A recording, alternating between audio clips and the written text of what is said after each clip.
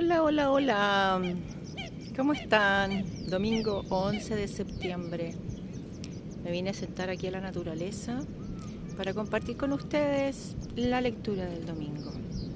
Hoy día ya les he hablado harto de las hormonas y voy a hablar del otro punto que es clave en todo lo que estoy trabajando con las subidas y bajas de glucosa y todo, y que tiene que ver con mi retiro que estamos organizando, con mis hijas, con mi grupo, equipo de trabajo totalmente hormonal para octubre. Vamos a leer un libro que se llama Cuando el cuerpo dice no, la conexión entre el estrés y la enfermedad, del doctor Gabor Maté. Ok, aquí vamos. Es súper interesante porque habla de la enfermedad como la relación que tenemos como seres humanos completos. Nuestras circunstancias de vida, nuestros traumas, todo determinan mucho cómo vamos a desarrollar nuestra vida. Vamos.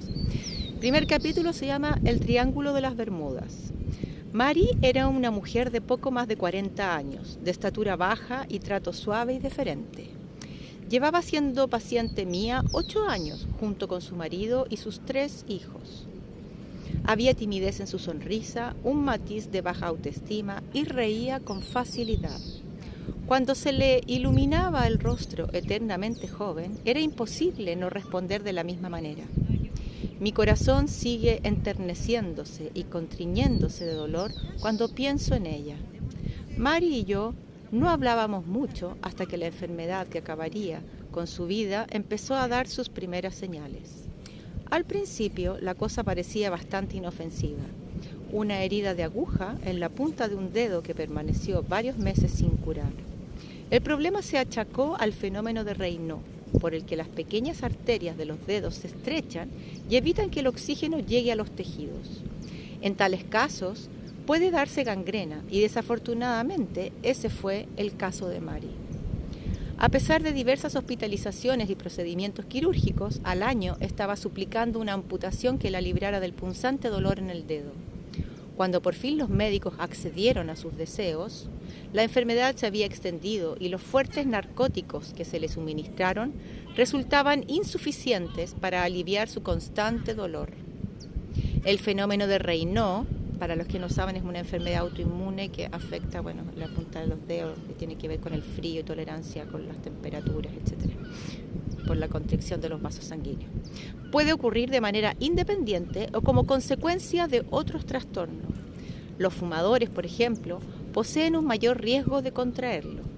Mari había sido una fumadora empedernida desde la adolescencia y yo esperaba que si lo dejaba recuperaría un flujo sanguíneo normal entre los dedos. Tras muchas recaídas, finalmente lo logró. Sin embargo, el fenómeno de Raynaud resultó ser la señal de algo mucho más grave. A Mary le diagnosticaron esclerodermia, una enfermedad autoinmune como la artritis reumatoide, la colitis ulcerosa, el lupus eritematoso sistémico y muchas otras afecciones que no siempre se reconocen como autoinmunes en el origen, como sucede con la diabetes, la esclerosis múltiple e incluso el Alzheimer. En todas ellas se produce un ataque del propio sistema inmunitario contra el cuerpo, que causa lesiones en las articulaciones, el tejido conjuntivo o cualquier órgano, ya sean los ojos, los nervios, la piel, los intestinos, el hígado o el cerebro. En la esclerodermia, palabra que procede del griego y significa piel endurecida, el ataque suicida del sistema inmunitario tiene como resultado un endurecimiento de la piel, el esófago, el corazón y tejidos de los pulmones y otras partes del cuerpo. ¿Cuál es la causa de esta guerra civil en el interior del cuerpo? Los manuales médicos adoptan una perspectiva exclusivamente biológica. En unos cuantos casos aislados se mencionan las toxinas como factores desencadenantes, pero por lo general este cuadro se asocia a una predisposición genética. La práctica médica adopta, a su vez, este estrecho marco mental, y ni los especialistas, ni yo mismo en mi papel de médico de cabecera, nos habíamos parado nunca a pensar cómo las experiencias particulares de Mary pudieron contribuir a su enfermedad. Ninguno mostramos curiosidad por su estado psicológico previo a la enfermedad, ni sobre cómo éste pudo influir sobre su desarrollo y desenlace. Sencillamente tratamos cada uno de sus síntomas físicos según fueron apareciendo. Medicamentos para la inflamación y el dolor, operaciones para retirar tejido gangrenado y para mejorar el suministro de sangre, fisioterapia para recuperar la movilidad. Un día, por puro instinto, en respuesta a un susurro que me decía que Mary necesitaba ser escuchada, la invité a una consulta de 1 hora para que pudiera hablarme de sí misma y de su vida. Cuando empezó a hablar se produjo una revelación. Bajo sus maneras humildes y tímidas se escondían amplias reservas de emociones reprimidas. De niña Mary había sufrido maltrato. Había sido abandonada y después trasladada a una casa de acogida de una en otra.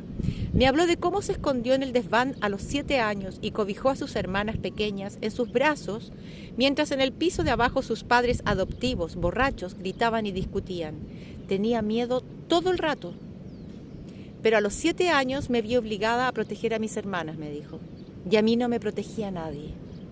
Nunca antes había revelado estos traumas, ni siquiera a su marido, con el que llevaba casada 20 años. Había aprendido a no compartir sus sentimientos con nadie, ni siquiera con ella misma.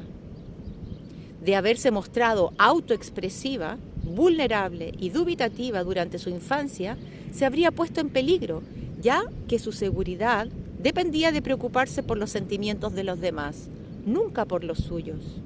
Se encontraba atrapada en un papel que le había sido impuesto de niña, ignorante de que ella misma tenía derecho a ser cuidada, escuchada y atendida. Mary se describió como una persona incapaz de decir que no y atenta de manera compulsiva a las necesidades de los demás. Su mayor preocupación seguían siendo su marido y sus hijos, casi adultos, a pesar del agravamiento de su enfermedad. Era la esclerodermia la manera que tenía su cuerpo de rechazar finalmente toda aquella responsabilidad. Quizás su organismo estaba haciendo aquello que su mente no podía, deshacerse de las incansables expectativas que se le habían impuesto de niña y que se seguía autoimponiendo de adulta. Esto es, poner a los demás por delante de ella misma. Esto fue lo que defendí cuando escribí sobre Mary en mi primer artículo como columnista médico para The Globe and Mail en 1993, cuando se nos ha impedido aprender a decir no, escribí, nuestros cuerpos pueden acabar diciéndolo por nosotros. Para defender mi tesis, cité literatura médica que abordaba los efectos negativos del estrés sobre el sistema inmunitario.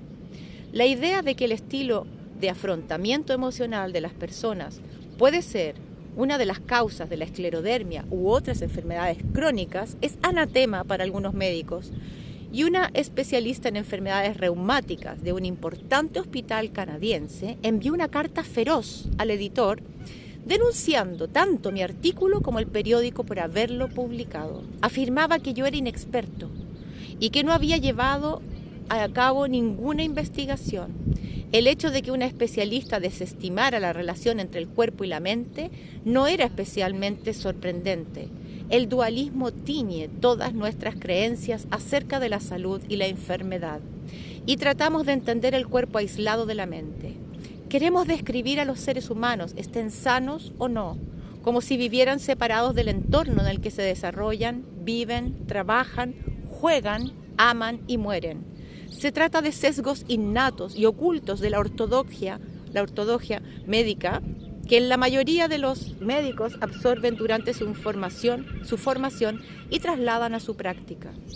A diferencia de muchas otras disciplinas, la medicina aún debe asimilar una importante enseñanza de la teoría de la relatividad de Einstein, que la posición del observador influirá sobre el fenómeno que se observa y afectará los resultados de la observación.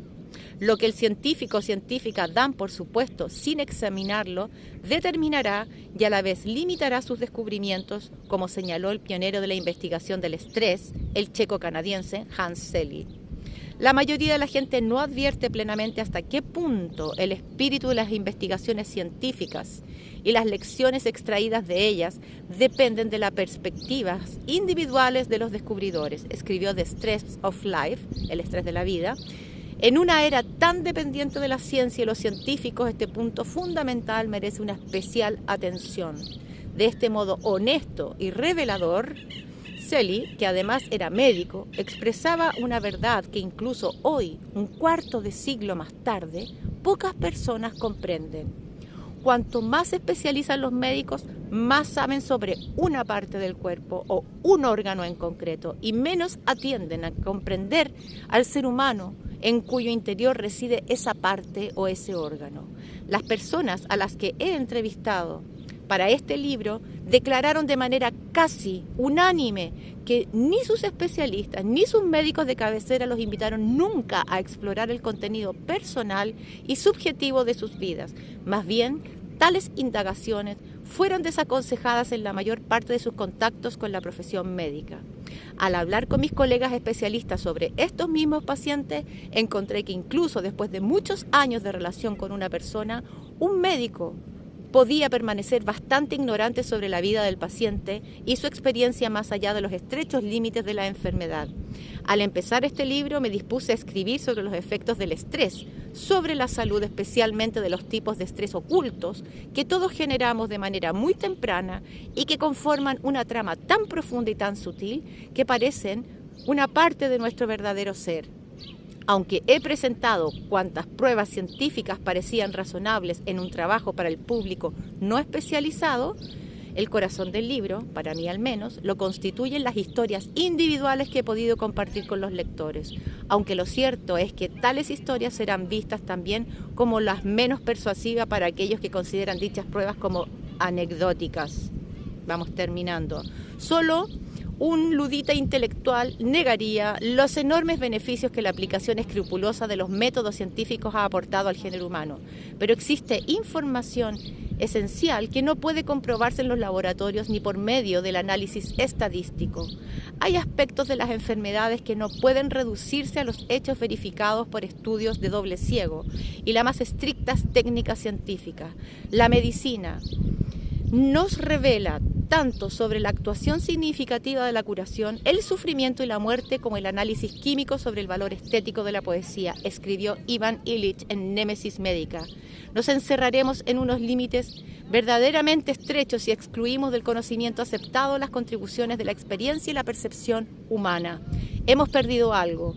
En 1892, el canadiense William Osler, uno de los mayores médicos de todos los tiempos, sospechó que la artritis reumatoide, una afección relacionada con la esclerodermia, estaba vinculada con el estrés. Hoy en día la reumatología ignora por completo esta sabiduría, a pesar de las pruebas científicas acumuladas a lo largo de los 110 años transcurridos desde que Osler publicara su texto. La estrecha mirada científica ha llevado a la práctica, a la medicina, a estos extremos, al situar a la ciencia moderna como árbitro supremo de todos nuestros padecimientos. Hemos descartado con demasiado entusiasmo el conocimiento de épocas anteriores. Como ha señalado el psicólogo estadounidense Ross Buck, hasta la llegada de la moderna tecnología médica y la farmacología científica, los médicos tuvieron que depender tradicionalmente del efecto placebo. Debían inspirar en cada paciente la confianza en su propia habilidad interior para curarse. Para ser efectivo, el médico debía escuchar al paciente, desarrollar una relación con él y confiar también en su propia intuición. He aquí las cualidades que los médicos parecen haber perdido, ahora que dependemos casi exclusivamente de medidas objetivas, métodos de diagnóstico basados en tecnología y tratamientos científicos. Por todo ello, la crítica de la reumatóloga no fue ninguna sorpresa. Me sobresaltó más una carta al director que llegó unos días después, en este caso de apoyo de Noel B. Hernsfield, profesor clínico de la Universidad de Calgary. La nueva disciplina de la psiconeuroinmunología ha madurado hasta el punto de ofrecer pruebas convincentes aportadas por científicos de muchos campos de que existe una relación íntima entre el cerebro y el sistema inmunitario.